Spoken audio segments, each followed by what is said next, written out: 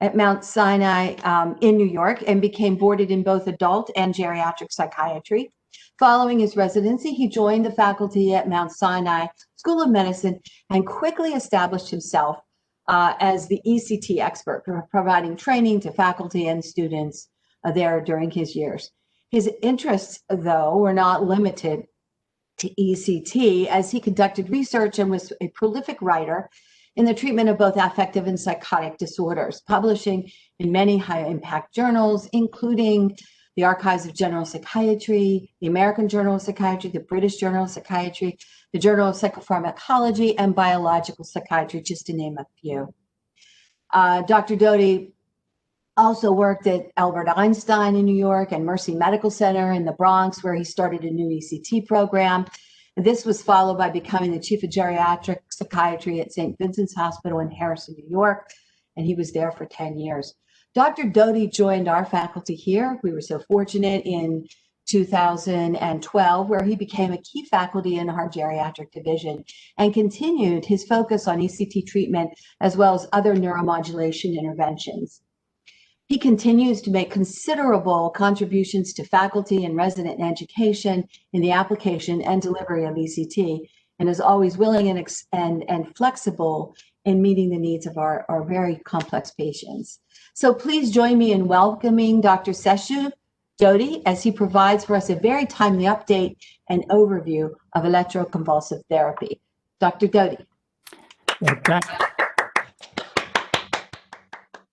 Jill, thank you very much for that gracious introduction. While we are going with our business of both taking care of the patients and also learning and teaching, we can't ignore what is going on in the rest of the world. Unfortunately, we started our 2021 with a big turmoil, both political and also with our healthcare crisis with pandemic. But I'm hoping and I'm praying, and I hope you all join with me, that rest of the 2021 will be much better, giving everyone healthy, happy, prosperous rest of the year 2021. So let me start my presentation. And as Dr. Akbachal already mentioned, ECT is with me ever since I finished my residency, and started because when the chairman of the department asked me to join the faculty when I finished my residency, I asked him two things. Number one, he should make me in charge of ECT. And number two, buy me the modern machine, ECT machine. I will show you the original machine we were using. You will be amazed to see the machine, what we were using.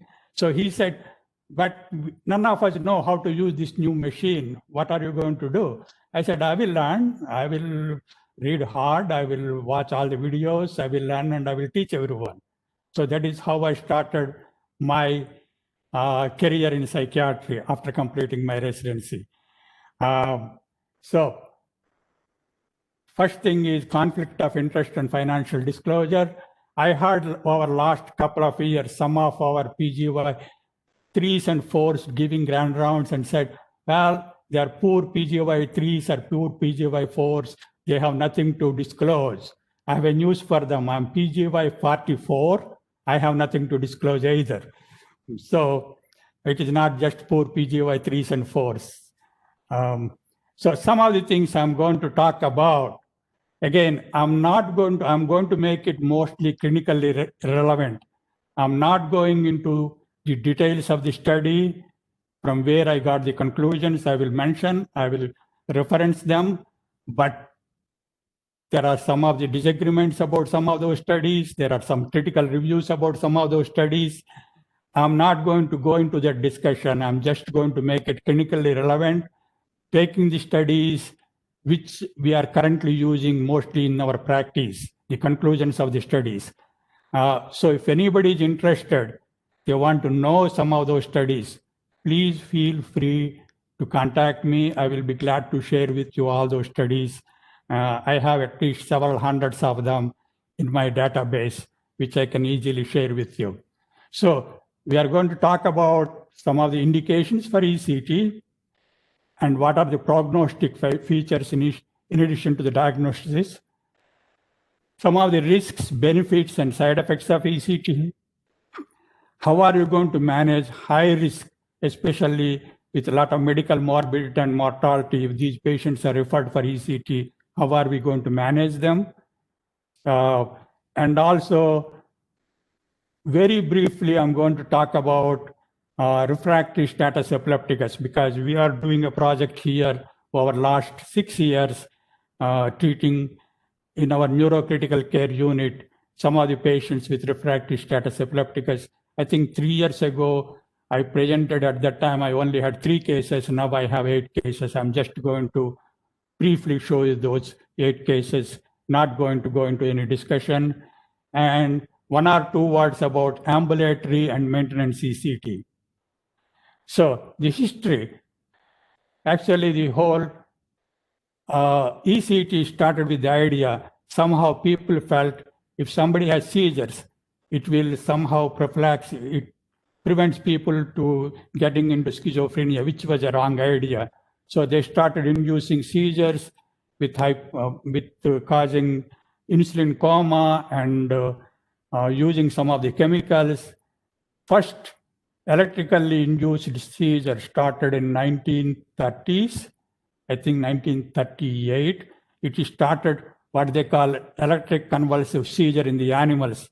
They don't call electric convulsive therapy because the animals are not getting treatment. So it is known as ECS on animals.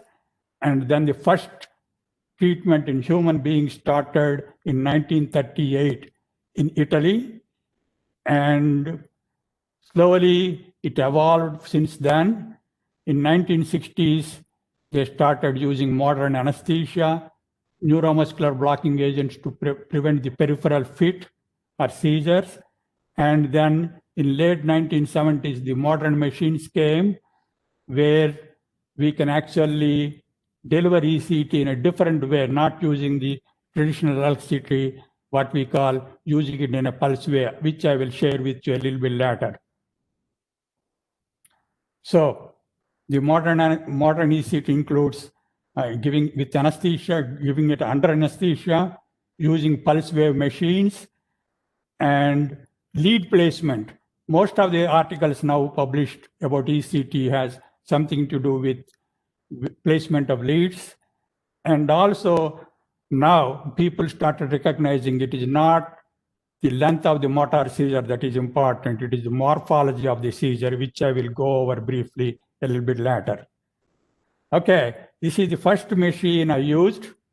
It looked more or less, recently my wife has started having problem with starting her car. So she, instead of calling people, she went and bought in Costco this car recharging machine. It almost looks like this car battery charger. This is the machine we used to use. We turn the knobs, we used to calculate joules and apply AC-DC current with a sine wave AC-DC. This is one of the modern machines, one of the models which we currently use, which is totally different from this machine. And there are a lot of technical improvements. Okay, the old machine delivers AC-DC, what we call sine wave. That means the whole energy is used to produce seizure. It used to take a lot more energy, causing a lot of cognitive problems. Now we give what we call small pulses, brief, what we call brief or ultra brief small pulses. So each pulse has a width, frequency, how often, and the total duration. These are all well controlled by a computer chip in the machine. We don't have to do any manual calculations. The machine is fail safe. The machine wouldn't let you administer ECT if you don't use proper parameters. And also FDA has a limit. We cannot use in United States more than 100 joules of electricity to produce the seizure. Most of the time we use 30 to 40 joules.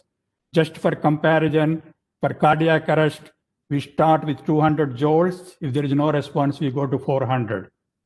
But most of the time what we use 20 to 30, roughly half the age of the person. And the electricity we use is a small pulses. So it takes lot less energy to produce the effective seizure. Okay, placement. This is a lot of discussion. Traditionally, they used to call bilateral ECT, which is actually what we call bitemporal. That is, electrodes are placed on imaginary line drawn from tragus to the external canthus, half an inch above. And then the right unilateral came, which they thought by stimulating non-dominant hemisphere, we can lessen the cognitive impairment, which again use right side temporal placement and on the vertex on the right side, other electrode. Now recently we started using more and more what we call bifrontal, which is in between, because the efficacy, we compromise efficacy when we give right unilateral. Bitemporal can increase cognitive difficulties. So we found bifrontal. Dr. Ragnall has been using, and I continued with Dr. Ragnall, bifrontal ECT, where we place both electrodes a little bit on the above the external or outer eyebrow above, or above the external canthus. We found a lot more success, less cognitive impairment, almost comparable to right unilateral, but without compromising efficacy. Okay, this is another important development with modern ECT machine. Now we can record, we can actually see the seizure in the brain with the modern machine. We can monitor, we can see it. The important thing is, it is not what the motor seizure. Motor seizure is very deceptive. It is actually what is happening in the brain. And what we need is a proper tonic phase. That means frequent waves, easy waves, spikes with shorter duration. Then they change into clonic phase. That means less frequent, but much longer and wider waves. Most important is how the ends. This is much more important. Ends what we call post-ictal suppression, almost straight line. This is what increases the efficacy. If you have well-modulated seizure, is important, because a lot of times people don't realize. They say, well, we gave 12 ECT, patient didn't improve, but did they get well-modulated seizure? These are some of the technical improvements we have compared to what used to be the older ECT. So what are the treatment responsive disorders? Coming back to the clinical point. Well, can ECT be used as a first line of treatment, or is it only reserved for treatment of last resort? If you read APA guidelines or Royal Society guidelines and any other, they say, yes, ECT can be used as a first line of treatment. I keep asking the residents, they all say, oh, it is only used for treatment refractory depression. That is not true. Especially if there is major depression with endogenous subcategory. If you look at DSM-5, there is subcategories of depression at the end of major depressive episode. And that is melancholic type of depression. I will come back to it. It is melancholy, that means persistent, pervasive feeling. People get that blah feeling when somebody close dies, that empty feeling we get, that kind of depression quality with early morning awakening. People get up at 3, 4 o'clock, they cannot go back to sleep. With obsessive rumination, they keep thinking about unproductive thinking about everything negative that happened in their life. A lot of times we mistakenly ask for racing of thoughts, for bipolar, and the person wouldn't know. So they say yes, but this is obsessive negative ruminations. And diurnal variation, they dread about the mornings. Mornings are much worse. Latter part of the day, they start feeling a little bit better. Those people not only respond well, and sometimes you can use as a first line of treatment, especially if the person is acutely suicidal or you need a rapid response. If somebody wants improvement rapidly, otherwise the person is stopped eating, drinking, and they're going to have medical compromise, medical factors. Again, you can use ECT as a first line of treatment. And also people who responded to ECT before, they come and ask for it. And the guidelines very clearly says you should respect their wish and should give ECT instead of trying various medications. So even though most of the time people say we will reserve it for depressive disorder which didn't respond to medications, that is the way we get referrals most of the time. Bipolar depression responds as well as unipolar, and interestingly, mania responds much better than depression to ECT. There are various hypotheses why it is, but in practicality, you can't get a consent from manic patient. Even if you go and get a court order, you don't drag a patient to ECT suit when they are screaming and shouting and trying to jump out of the stretcher. So, and schizoaffective disorder depressed. Schizophrenia, negative symptoms will never respond to ECT.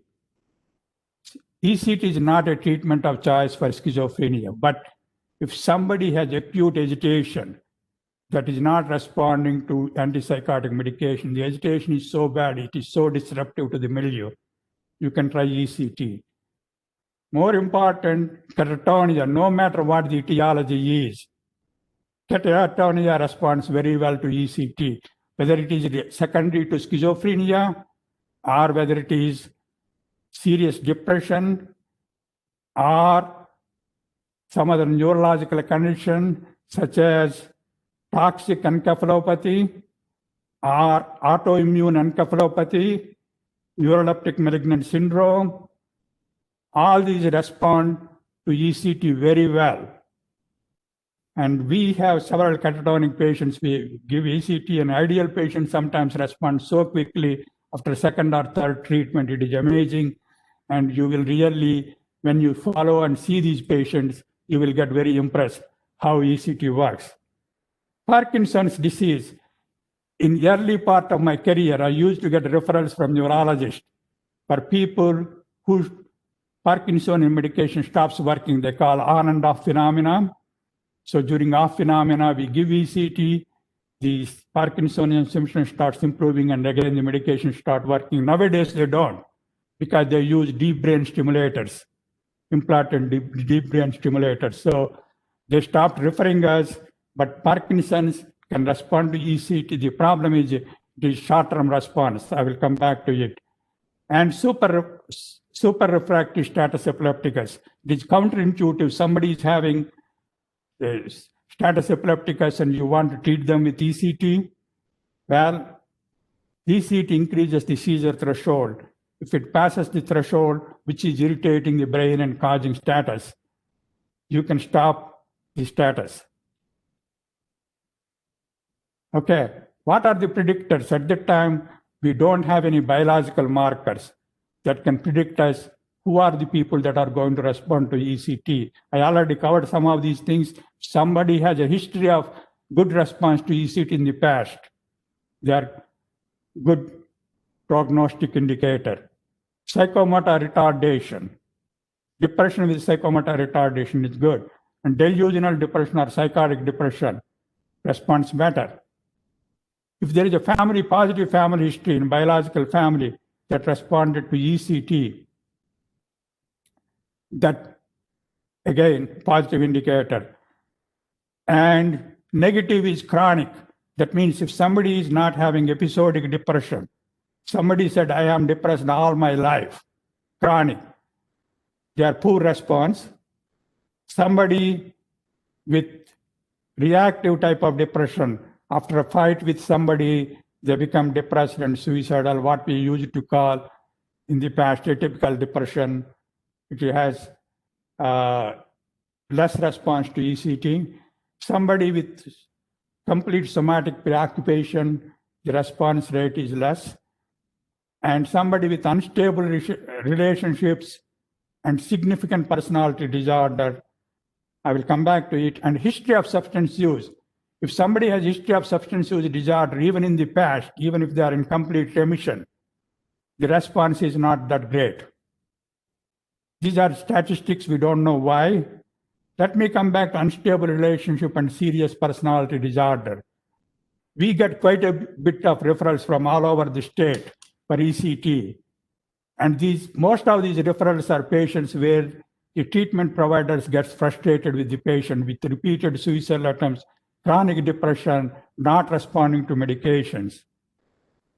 Do these people respond to ECT? Not as much as the classical patients which I described. Some of them do short-term response, but when I have to accept a patient from another hospital, these are the people whom I carefully screen. Just let me give an example. One of our sister hospital referred me a patient, 22-year-old, who is acutely suicidal, complaining of depression, serious depression, no motivation, cannot concentrate, not able to perform any activities, complete insomnia, and lack of appetite, and not able to function. So the attending psychiatrist convinced the patient, look, you didn't respond to medication, ECT is the best treatment. The patient enthusiastically jumped on, oh, finally, after so many years, I'm going to get some cure with these ECT, and agreed. So with electronic medical records and Epic, I was able to access the actual chart. So I reviewed the chart very carefully, all the progress notes. This woman who is 22 started feeling depressed since age 9, never had remission, chronically depressed since age 9. At age 12, she started having unexplained pelvic pain. Both medical and GYN workup didn't identify the etiology for the pain. She has been on narcotics pain medication since then. In addition to regularly getting round the clock, she's also getting PRN pain medication. Unknown to the referring psychiatrist, when you read the admission nursing note, they documented superficial cuts and scars on both thighs. Then I came to know this woman is originally from Minnesota, came 6 months ago to Baltimore to live with her sister because she thought her parents were bad influence, causing her more distress. Since she started living with the sister, she was having constant fights. Actually, in fact, her admission is precipitated after she had a big fight with her sister. She became suicidal and she came to the... And she told the social worker, so who is referring her for ECT to sending the document, I only want to go to a place where they won't mess up with my pain medication and also provide me a single room. So when I rejected this patient, the attending psychiatrist is so upset, said, look, this patient met all the criteria, SIGE cap for major depression, non-responsive to medication. She's an ideal candidate. Do I say these patients should not? Some of these patients will get short-term relief. If these patients are in one of our units, if one of my colleagues asks, I say, explain, this is not a good case, but I will willing to give a therapeutic trial.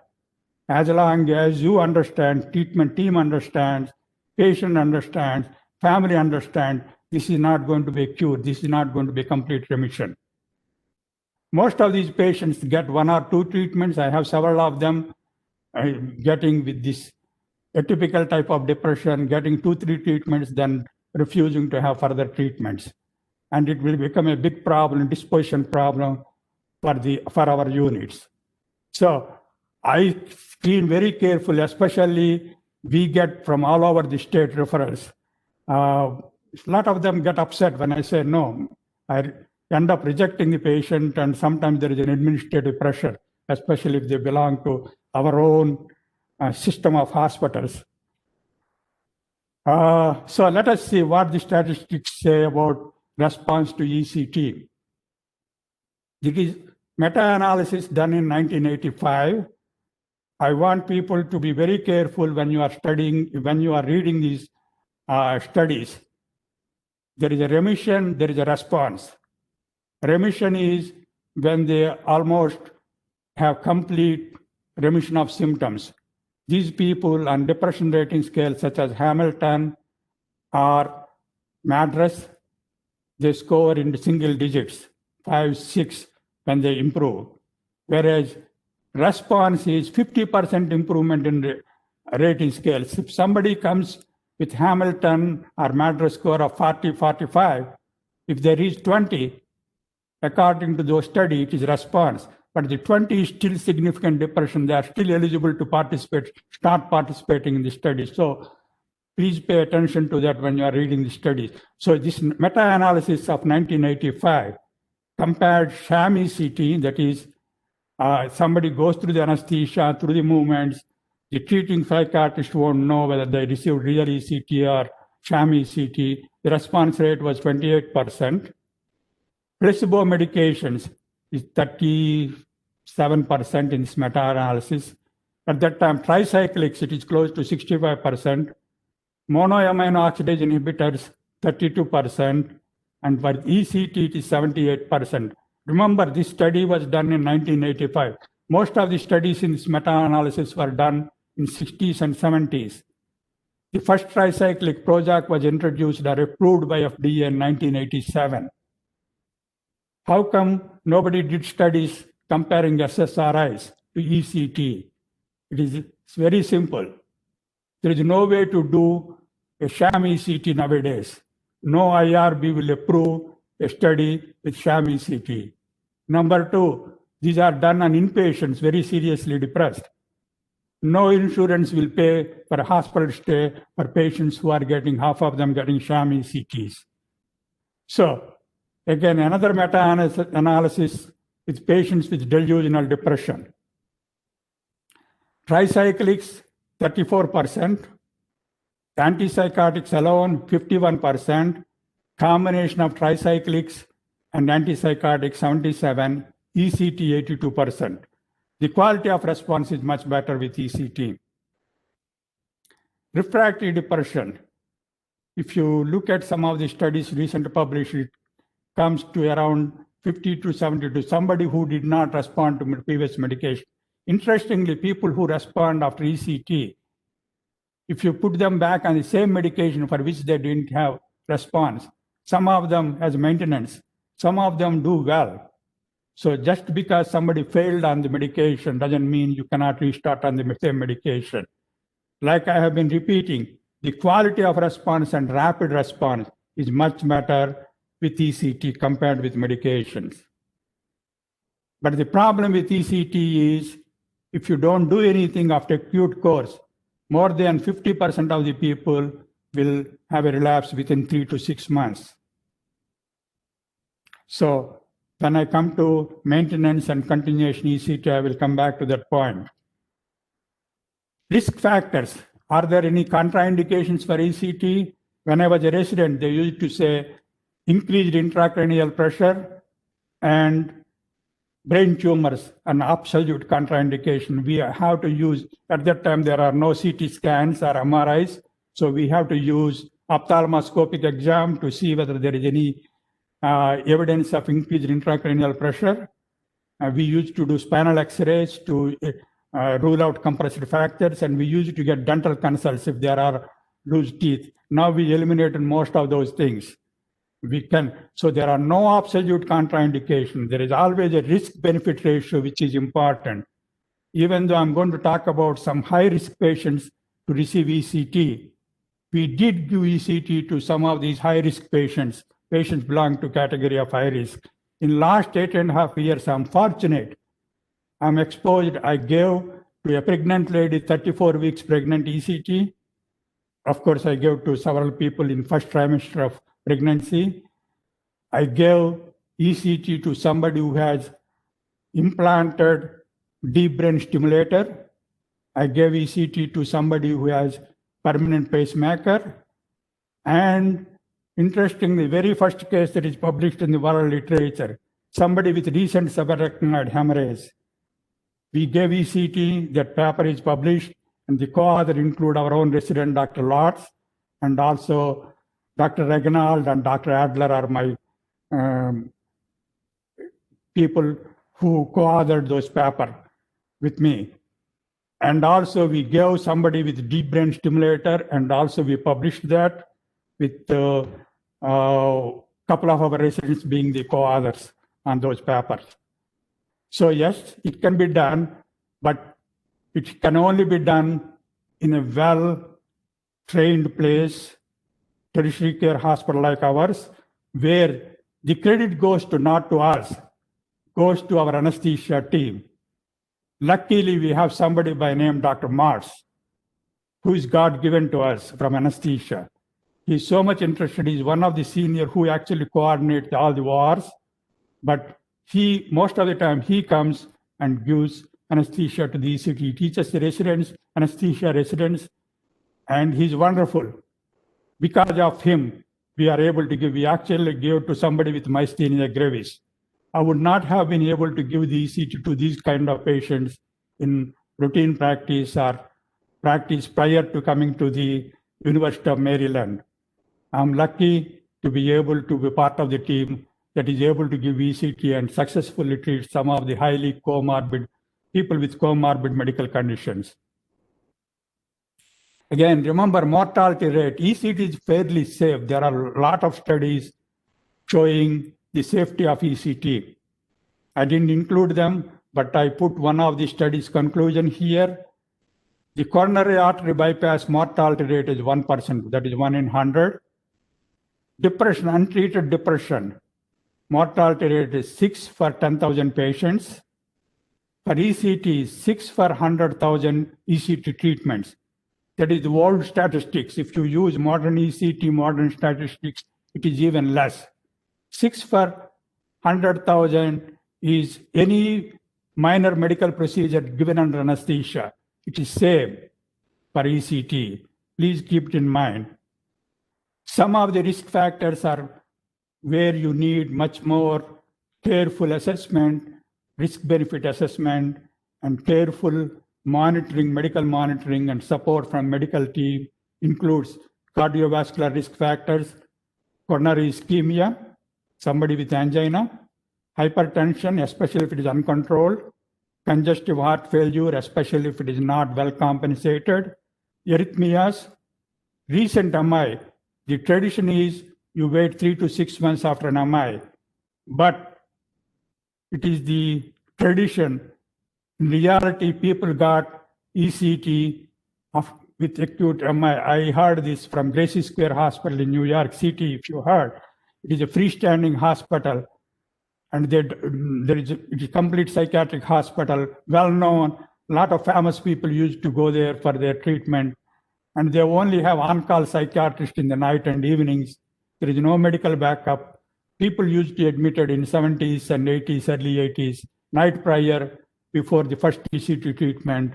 They used to have EKG and everything. Nobody used to read. One of the patients received ECT, and then they looked at the EKG with elevated ST segment having acute MI. Nothing happened to the patient. So it is really safe, but you have to know these risk factors and able to manage, and especially able to get a proper informed consent on these patients. Aneurysms, there are a lot of case reports, successful ECT treatment with aneurysms. Cardiac pacemaker, again, at one time we used to use magnet.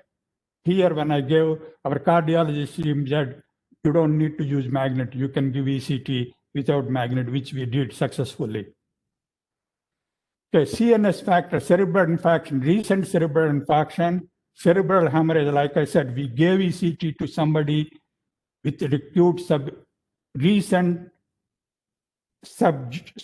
arachnoid hemorrhage.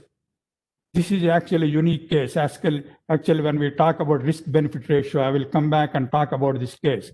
Tumors, dementias, again, it is not an absolute. I have an interesting case of dementia for which I gave ECT, hydrocephalus, AV malformation, multiple sclerosis, seizure disorder. You better be a little bit skeptical because I'm talking about giving ECT to person with status epilepticus, and by at the same time saying you have to take a little bit cautious with administering ECT to person with seizure disorder. Let me talk about the only case that is in published literature from our team, which we published with the person with recent subarachnoid hemorrhage. This is elderly man, 72 years, from Eastern Shore, with 2 serious suicidal attempts within 3 months period. On both occasions, he ingested antifreeze. Those of you who don't know, antifreeze is a sure way to kill yourself or kill somebody. There are a lot of forensic cases about antifreeze use. Thank God, most of the common people are not aware of it. Antifreeze causes a lot of damage, including acute kidney failure, and this person on both occasions needed several hemodialysis. And on the top of it, there are crystals formed in the brain, subarachnoid space, that lead to hemorrhage. And a lot of people can die with this, but this guy survived. He came to our unit, our geriatric unit, and unfortunately, it is Medicare managed care. The managed care company wanted doing the review twice a week, putting some pressure. After 6 weeks, managed care said, we are not going to cover unless you send him to one of our partial hospital program. So I had a family meeting, even the patient is depressed, trying to explain. The patient broke down, started crying, said, I'm going to kill myself, I don't want to live. The wife said, absolutely, I'm not going to take him home. There is no way we can send him to partial hospital program. So we had brainstorm. At that time, Dr. Reginald was here. We all had a brainstorm called neurosurgery, explained to the family, this is never done. We are going to give ECT, it is high risk, but not doing anything is also high risk. So we got proper informed consent. We did MRIs before and after first 2 treatments. We put the patient on NeuroWatch. We successfully treated this patient. This patient scored 50 on MADRS when we started the ECT treatment. After 11 or 10 treatments, his score went down to 2. One of my colleagues, one of the other attendings, made a comment, I hate when my patients score less than I do score on my depression scale. Any of us at on any given day score 4 to 8 on depression scale. This guy scored 2. And I checked with him before my publication, 6 months after his discharge. He was still alive, kicking, and well in remission with maintenance medications. So again, it is always risk-benefit ratio. It is not absolute contraindication. Some of these high-risk patients can only be given ECT in a very place like ours, where we have a good anesthesia support. The credit goes to anesthesia again, not so much to us. We have such a good anesthesia team. These are the anesthesiologists who are giving anesthesia to people with cardiac transplant, liver transplant, pancreatic transplant. So we are very fortunate to have the same team helping us with our ECTs. Okay, some of the medications. Quickly, benzodiazepines inhibit the seizure, so it is better to avoid or at least decrease. But at the same time, here, we had several people with catatonia who were on high doses of benzodiazepines. We were able to give ECT because our anesthesiologists know how to reverse the effect of benzodiazepine by using flumazenil just before ECT, before giving anesthesia, and then immediately after the treatment, they were given midazolam to prevent withdrawal from benzodiazepines. We did give to several patients who are on a high dose of benzos due to catatonia. Of course, anticonvulsants increases the seizure threshold. I gave in 70s and early 80s people who are on tricyclics, and at least one patient who is on monoamine oxidase inhibitors. It is not absolute, but it is, if you could, you can. Lithium, before coming here, I used to stop lithium before giving an acute course of ECT. Lithium can prolong neuromuscular blockage, can cause apnea, respiratory arrest, increase the risk of respiratory arrest, and also increase the risk of post-ECT confusion. So nowadays, what we try to do is at least try to stop, not give lithium at least for 24 hours before the procedure. We have few outpatients who are on lithium who is getting maintenance ECT. We tell them not to take lithium for 24 hours before they are coming for their outpatient maintenance ECT. Neuroleptics are safe. Some of the patients get extremely anxious the morning before ECT. I generally tell the residents to give Quetiapine and Seroquel. Actually, neuroleptics, antipsychotics decrease the seizure threshold, so they can actually help. In fact, there is a paper that is published recently. People with refractory schizophrenia who are on Clozaril, combining Clozaril with ECT has a better outcome. There is a paper that was published. So SSRI augment ECT treatment, and ECT together with clozapine may increase response in treatment-resistant schizophrenia. And the medication you should give, you should not stop, are antihypertensive medication, because during ECT, the blood pressure goes 150% above the baseline. So it is imperative to keep the blood pressure under good control. And medications for GERD, gastric esophageal reflux disease, and bronchodilators, except theophylline. Thank God nowadays we don't use theophylline. Theophylline can cause a lot of confusion and a lot of arrhythmias. So theophylline cannot be given, but other bronchodilators we should give.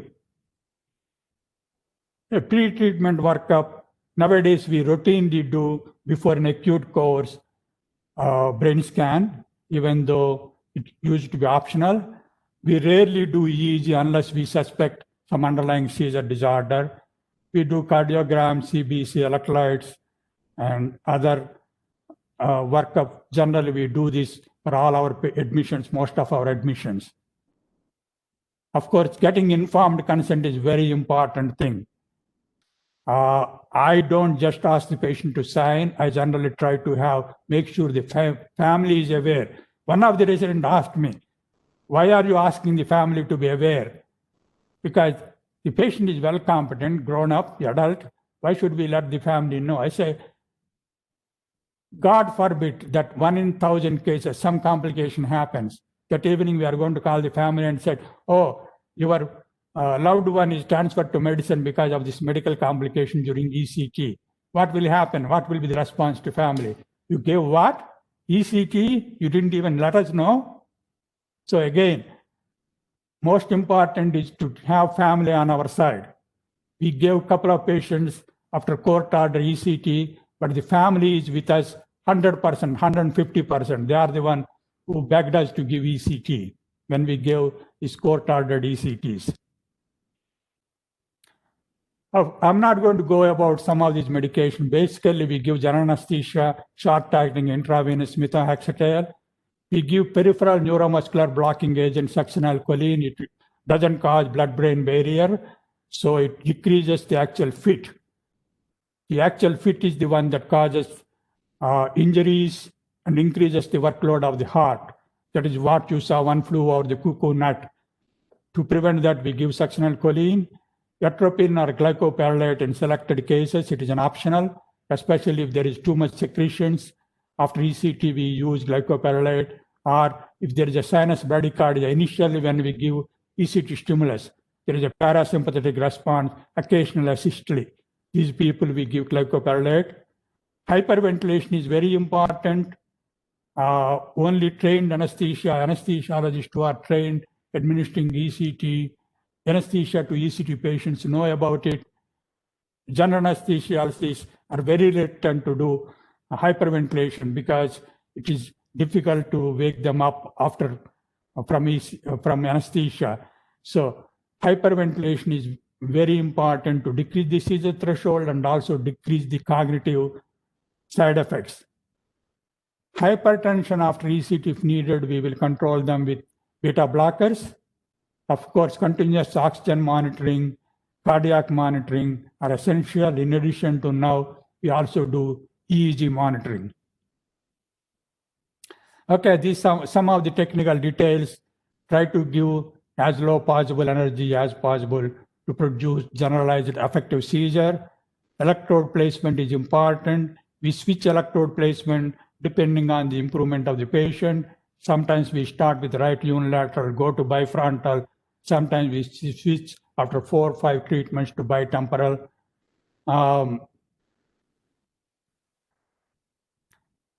Right unilateral, even though it causes less cognitive impairment, missed seizure, not having effective seizure is very common, because unless you are well trained to giving right unilateral ECT, majority of the people who administer right unilateral ECT don't do it properly. You are supposed to use energy 5 to 6 times above the seizure threshold.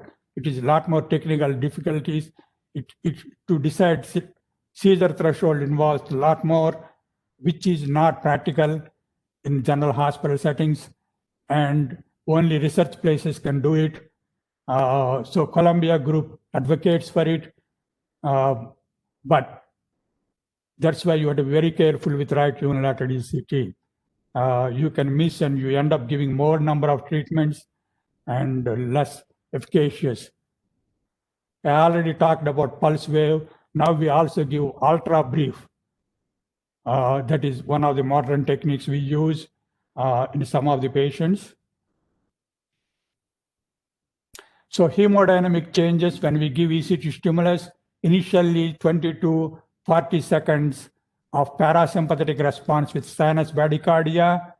People with pre-existing cardiac condition can have asystole and can be high risk for cardiac arrest.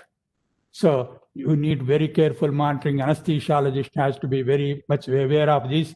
It is followed by sympathetic response for next 3 to 4 minutes. You will have increased heart rate and increased blood pressure, 150% above the baseline. If somebody comes with blood pressure of 130/80, during those 2 minutes period, it can go as high as 220/120 diastolic. So I always tell the residents, make sure the blood pressure is well controlled. Even though we give beta blockers, you have to control baseline blood pressure very well on these patients. I already talked about unilateral and bilateral. This is 1 week after the treatment. This is from Sakim group from Columbia. High dose bilateral response within 1 week is 65%, low dose bilateral 63%, high dose unilateral 43%, and low dose unilateral 17%. So that's one of the reasons we're reluctant to start somebody on right unilateral. Okay. Again, the advantage of right unilateral is it produces short-term memory, but you end up giving more treatments, so you may end up causing as much memory problem as with bilateral. Okay, these are the statements about when people say ECT failure, a lot of times it is because they didn't get proper ECT treatment. The problem with technique, administering ECT. People say it is very simple. You just apply the electrodes and press the button. It is not that simple. There are a lot more technical aspects to it, especially when we give medically complicated cases. Normally, we want at least 30 to 40 seconds of seizure, but motor seizure is deceptive. We want EEG with good morphology. Average number of treatments for acute course, even in our hospital, last time when we calculated it was 7 to 8, but a lot of people need anywhere between 6 to 12 for acute course. Seizure morphology, like I said, is again, I keep repeating it because it is very important. Cognitive impairment, ECT has 2 major problems. One is the relapse rate. Within 3 to 6 months, more than 50% of the patients who received ECT will have a relapse if you don't do anything, if you don't put them on maintenance medications. And memory. A lot of times people have a wrong idea. They think patient will get disoriented, the patient will forget their family members' names. No, that is not the type of memory we are talking about. We are not even talking about recall, registration, and recent memory. We are talking about retrograde and antegrade. Retrograde is events that happen prior to ECT. And again, retrograde has what we call autobiographic about personal events, and public, that is what happened politically. So mostly ECT affects autobiographic retrograde memory. And antegrade memory difficulty is generally clear within 2 to 3 weeks. Sometimes it may take up to 3 months, completely clear after an acute course of ECT. Retrograde memory sometimes take long time. 5% of the people will still have difficulty remembering certain events that happened just before ECT treatment started. But people who get better, who wants to know who is the doctor that treated, how many ECTs they received, who admitted them to the hospital, how they ended up in emergency room, those details they may not remember. But person who gets better cares less about those details. People with serious personality disorder who don't get better blame you for ruining their brain for the rest of your life. I remember in attending APA meeting in Washington, D.C. to give my first presentation in early 1980s. There are picket signs, people going around denouncing ECT around the convention hall because we give denouncing ECT. This is from the Scientology group, but that is a different story. Okay, I already talked about some of the cardiac complications. Again, you can reduce some of the post-ECT confusion by proper placement of electrodes, by titrating the stimulus dose, managing the length of seizure, proper adequate oxygenation, anesthesia plays a big role, and history of substance abuse, regardless of remission time, they will have more post-ECT confusion. Maintenance ECT or continuation of ECT, they both are a little bit different, but for practical purpose, instead of going into too much details, this is somebody who respond to acute course of ECT, you put them on maintenance medication, but they are still having quick relapse.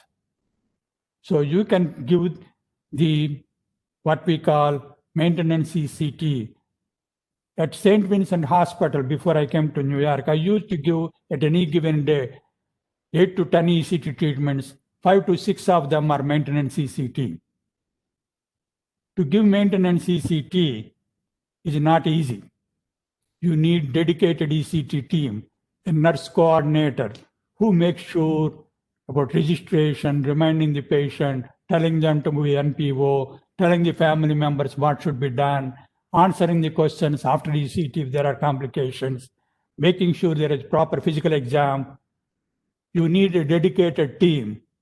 Here, most of the time it is Dr. Marano and I.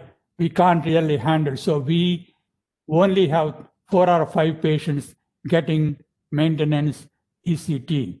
But we get a lot of calls. Can we give outpatient ECT or maintenance ECT? I believe there is a capacity. If we expand our ECT service, we can do. But there is going to be another limitation. But because our anesthesia team is very busy, we limit maximum number of ECT on any given day to 6 to 8. They get a little bit annoyed in our PACU if we have more patients than 6 to 8. Even 6 is, by the time we go to 8, it is a little bit stretch. Again, important thing to give outpatient ECT. Can you actually start somebody on ECT as an outpatient? A lot of managed care companies ask the families to find a place where they can get outpatient rather than inpatient. Yes, there has to be supportive, reliable family who can accompany the patient 3 times a week to bring them to the hospital, go through the whole procedure of registration, going physical exams and labs, and after ECT, waiting for the patient and taking the patient home because patient cannot drive, and watching the patient for the next 2 to 4 hours, and able to call the ECT team if there is something that happens unexpected. So supportive family, and the patient should be low suicide risk, and there should not be any comorbid medical condition which need close medical monitoring. And like I said, dedicate ECT team. Other thing we have to do is when we give outpatient ECT or maintenance ECT, we need a collaboration from the treating outpatient psychiatrist and primary care provider. So that takes a lot more time, especially with the nowadays with the phone system.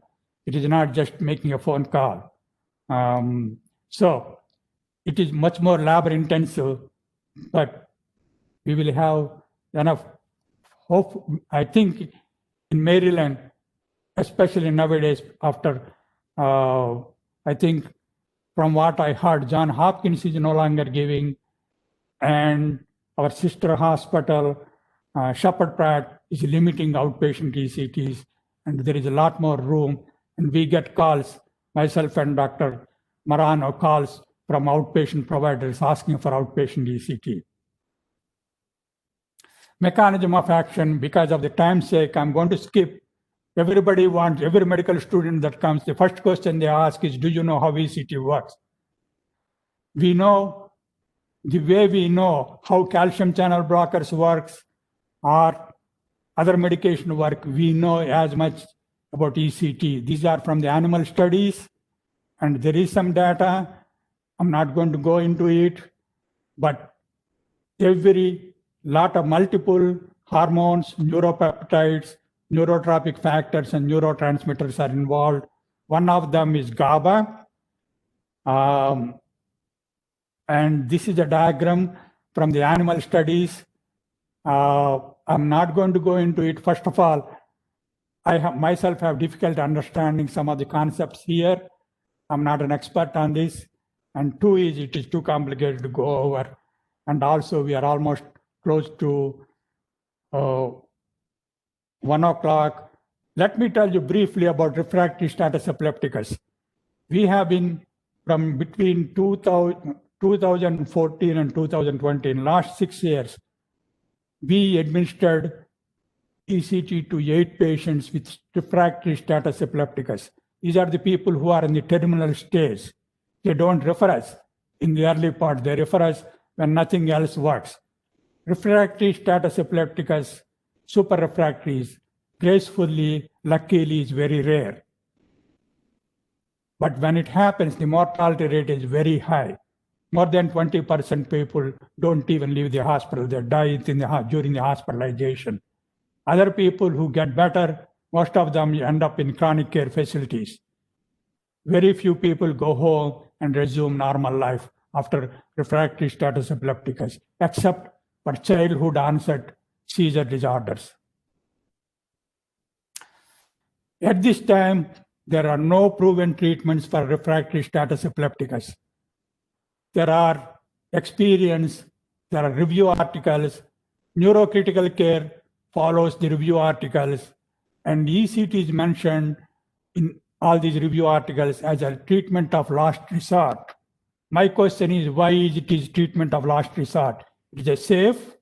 Most of these people are put under anesthetic coma with the constant drip and on 5 to 6 anti-epileptic medication, which itself has a lot of morbidity and mortality, which affects medical morbidity. So why can't we give ECT during the first few days rather than waiting for 30 days, 40 days? The answer is there are no studies, but there are no studies for any type of treatment for refractory status epilepticus. And because it is given by neurologists, ECT is not, they are not familiar with ECT, they are reluctant. Even our own, even though luckily we have 1 or 2 people in our neurocritical care team who refers patients to us, but they are not really convinced. So if you look in the literature, there are only 9 published articles, actually not review articles, actually published. They're all case reports. There are 24 cases. One of them has 10 cases, that is last year publication. Others have 14 cases. And 50% of these people have remission of seizure activity. They broke the status. Partial improvement in 2 patients. Persistent coma and death in 1 patient. All these 24 patients received ECT at a later stage, and they were all on multiple anti-epileptic medication and anesthetic agents, and also had other treatments such as plasma exchange therapy, hypothermia, and other measures. So we can't directly attribute the improvement to ECT in these cases, but so far no treatment is effective for status refractory epilepticus. We use combined measures, and the people that worked in these 8 cases include myself, Dr. Reginald, and I worked first 2 cases. Recently, Dr. Maran and I handled 2-3 cases, and we have from neurocritical care team, Dr. Mota and Dr. Parikh. Recently, we recruited Chief Resident of Neurology, Dr. Woodward, who is going to do further analysis of actually EEG. He's not involved in giving the treatments to any of these patients, but he's going to do further analysis, which will hopefully will give a chance to publish in one of the critical care journals, and can at least people start considering ECT more often. These are all the 8 patients we gave ECT. Most of these patients are older, have a lot of comorbid medical conditions even before they have status epilepticus. All of them, almost all of them are on 5 to 6 anti-epileptic medications. They also received broad spectrum antibiotics empirically, and they also received other treatments in addition to anti-epileptics and anesthetic agents. They were put on ketogenic diet. They have plasma exchange, treated with hypothermia, broad spectrum antibiotics.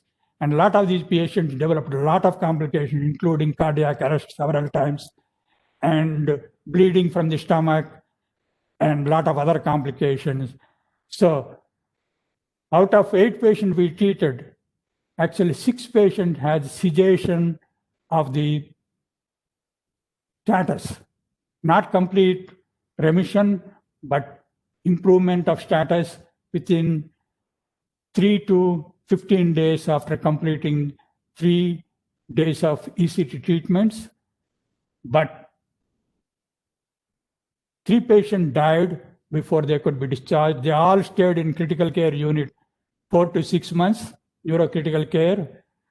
5 survived. 1 was actually discharged home. This is a 26-year-old who had no medical history of any sort, developed viral encephalitis, developed status. He went home, survived 1.5 hours, but ultimately he died. That is the very first patient whom we treated. But rest of the patients ended up in hospice care or rehab or chronic care facilities. So the neurology chief resident whom we recruited is going to analyze all those EEG monitoring data and see what is the actual difference before ECT treatment and after ECT treatment. Hopefully we will have some findings which we will be able to publish in Neurocritical Care Journal. Okay, I have a lot of references and I have several review articles, and I shared with some of the people and some of the residents 2019 review article from that has 100 references, very well covered. So if anybody is interested, please follow me or send me an email. I will send some of these articles. So I will end my formal presentation. So let us go to the question answers. Thank you, Dr. Dodi. That was incredibly detailed, comprehensive, very, very thorough. We really appreciate your presentation. We will take a few minutes to take some questions. I don't have anything in the chat right now, so I would just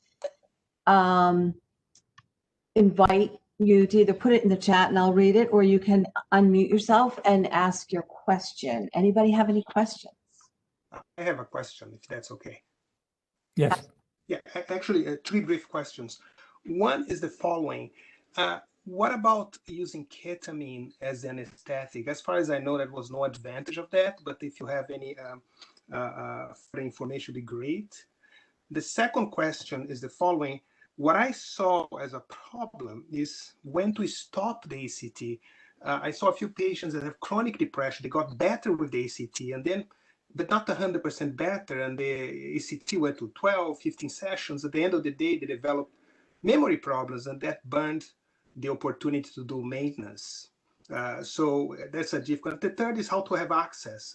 That's sorry to put the three of them there, but that's what I had in mind. Yeah, thanks. That is very important and frequently asked question.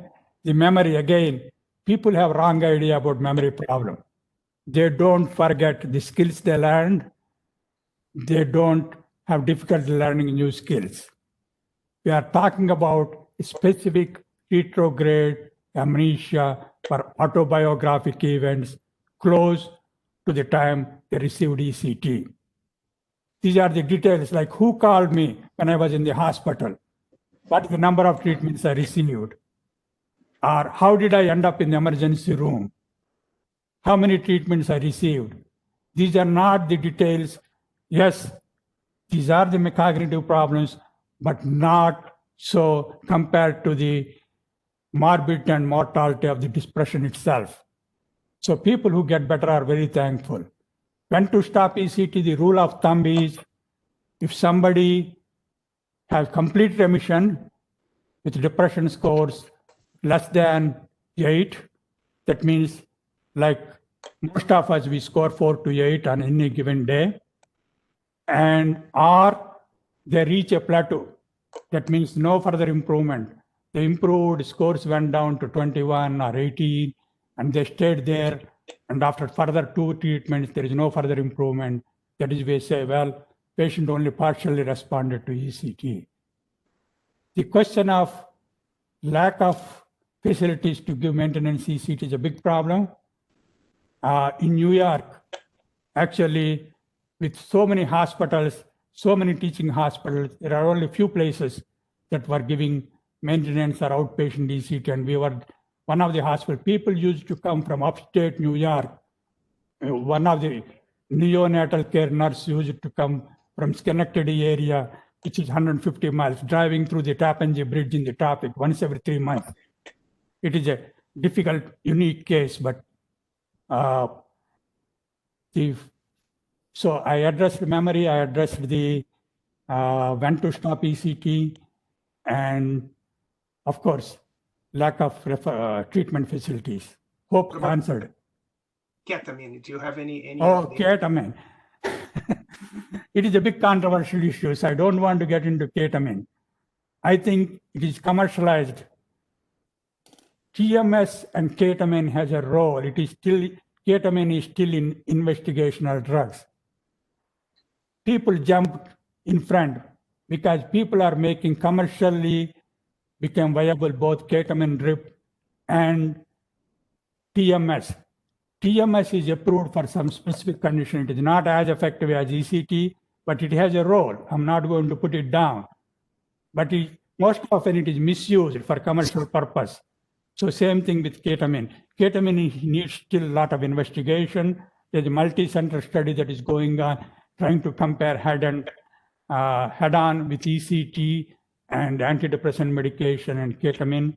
And the outcome we will not know for at least another 5 to 10 years. Thank you for those answers. We have a few other questions. Seshu, I wonder if you could take your slides down and then we can have a bigger view of those people on the call. I noticed people are starting to leave, so I wanted to get to a few other questions. One of the questions from Dr. Goldberg is what types of psychotherapies have been shown to be good adjuncts? Are there any other supportive or psychotherapeutic interventions that you find are a good partner with the ECT? Again, when we give these talks, we forgot to mention psychotherapy. Our field is such that for a given we can talk about statistics. For a given patient, we have to have individualized treatment plan. We always have to combine different modalities. and one of them is psychotherapy. It is always shown psychotherapy combined with somatic treatments, with ECT and medications works much better than medications and somatic treatments alone. We do a lot of psychotherapy, especially ECT patients get a lot of attention.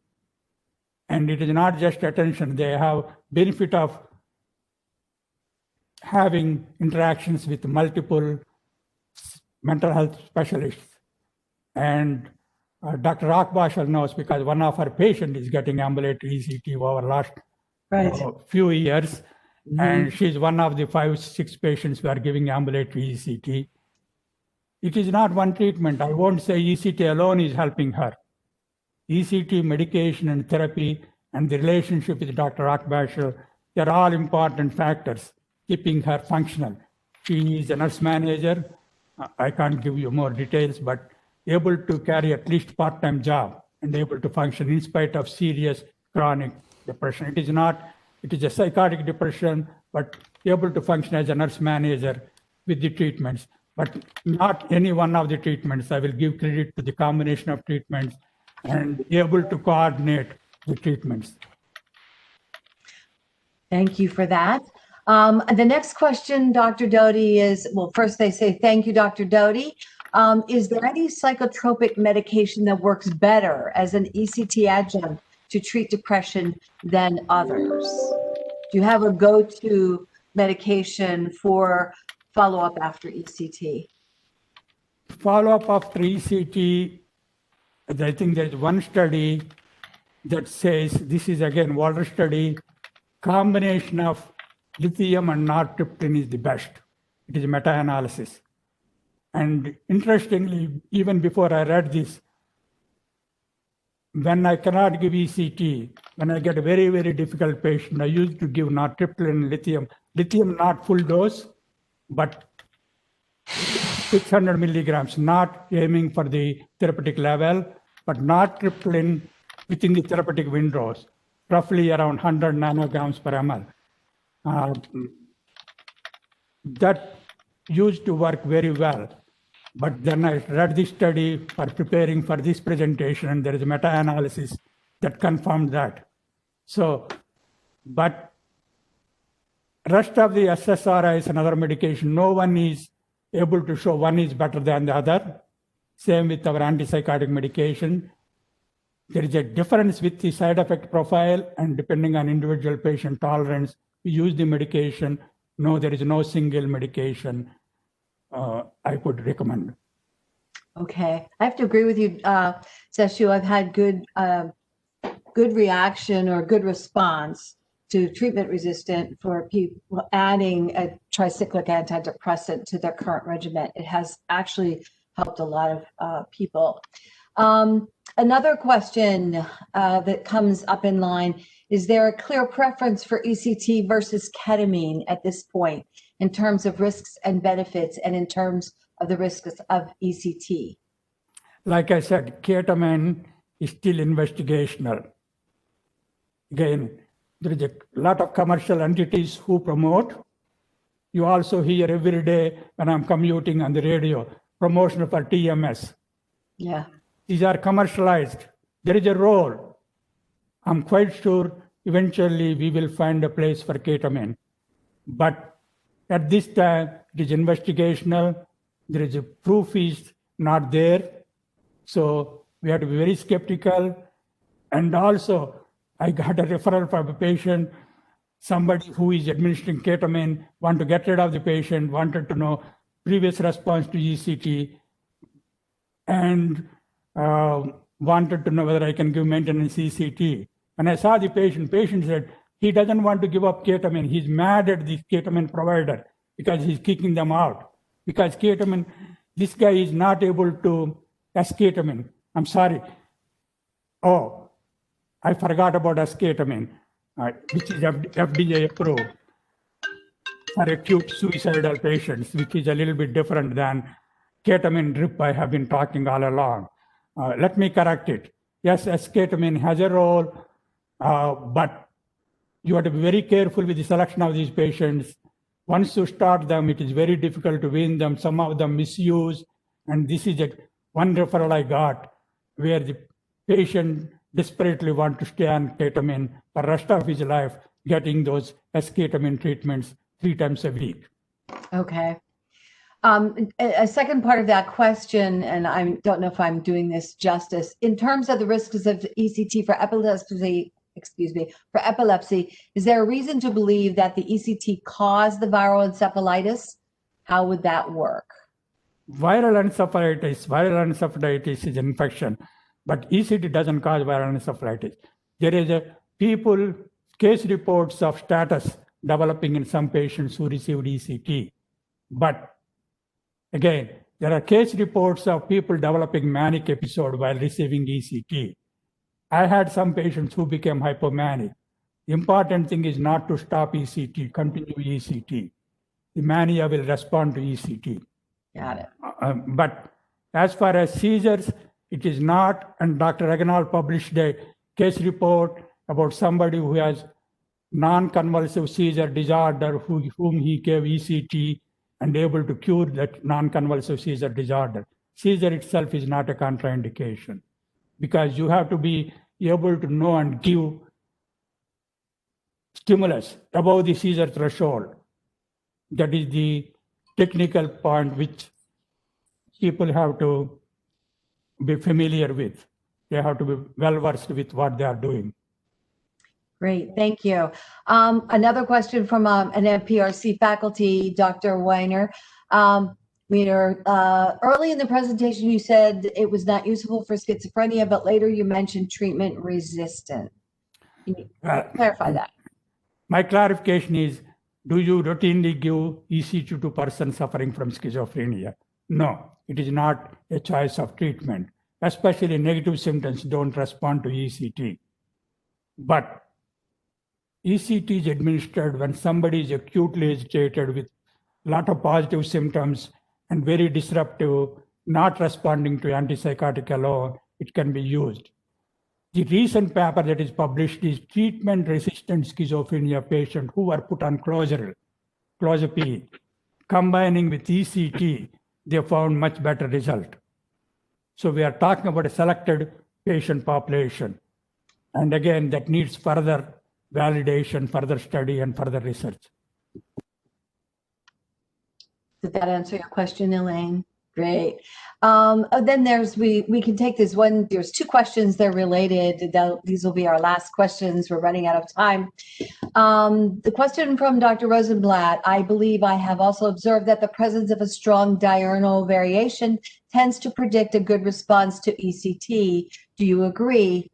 Also, when ECT is not available, I have sometimes resorted to sleep deprivation as a treatment modality, particularly in those patients with diurnal variation. Can you comment on sleep deprivation as a treatment modality and whether response predicts response to ECT? Actually, we can all get hypomanic with sleep deprivation. Sleep deprivation, if you can do it properly, yes, it can. It is very difficult to deprive somebody with sleep for 2-3 days in a row, 4 days, but it has some role, especially when we know the patient, reliable patient, whom we are treating, and you can use it if you have good relationship for chronic treatment for short term immediately. I agree with that. The other comment is, I'm sorry, what is the other question? Wait a minute. Go back to the questions. Can you come as a treatment? It was also ECT is not available. Sometimes they use sleep deprivation. I think you responded to that. The question was whether diurnal variation predicts response to ECT. That's right. Yes, that's why I talked about melancholic depression with diurnal variation, early morning awakening, diurnal variation, negative obsessive rumination. These are some of the positive predictors for ECT, yes. We have one last question. Dr. Kavarda, do you want to ask the question directly yourself? Are you still on? Yes, I'm here. So follow up to the question about the melancholia and the diurnal disruption. Given that, has anyone tested efficacy of ECT at, say, the nadir of wakefulness instead of early morning, like we typically do? Did anybody studied? Yes, there are studies. I actually have a slide with all those studies with subgroups. It is very cumbersome a slide, so I choose not to use it. Yes, the response rate is better. To do ECT at night instead of in the morning? No, not at night. Sorry. Has anyone tested doing ECT at night? No, not that I'm aware of. Okay. Okay, Mark, there's your next grant. That is an interesting question. Yeah, it is. I will have sleep deprivation. So that is the end of the questions that we have in the chat. I just want to say that all of this talk about outpatient ECT is something that we have been entertaining as a possibility of doing at our Midtown campus. So to try to share the burden of the ECT and maybe doing ambulatory ECT at Midtown and our inpatient work downtown. So that's just a possibility that we're thinking of. Dr. Morano had to step off, but he wanted me to give a little plug for ECT referrals. Apparently, you don't have any acute cases currently being treated. So if anyone has anybody they want to refer. I have somebody inpatient at Harvard Memorial, elderly gentleman, previous excellent response to ECT, psychotic bipolar depression. He and his whole family very eager for him to have ECT. I'm going to send to Doc Halo. Should I send that to you, Dr. Doughty, or should I send it to Dr. Morano? Either one of us is fine. We work. I would be so happy if you would take him in transfer for ECT because he's had only a partial response and he could do much better. Sure, Dr. Rosenblatt. There you go. We will be glad to accommodate. All right, here comes the Doc Halo. Thank you. Yeah, right. Actually, Okay, so oh, it is unusual. In last 8.5 years, we had one other time where we didn't have any inpatient for 3-4 weeks, and this is the second time we are having these. I can have him there tomorrow. Just tell me when. well, we still have to have a bed. We may not have active ECT, but I can't guarantee you a bed right away. So let's make sure we have a bed. Yeah. Okay. So this has been fantastic. Again, we opened time, so we have time for discussion and more questions. I appreciate those of you that were able to stay on the call. And I would invite everyone to unmute yourself and give Dr. Doughty a certain round of applause. Thank you, Dr. Doughty. Well, it is my privilege. Thank you. Thank you.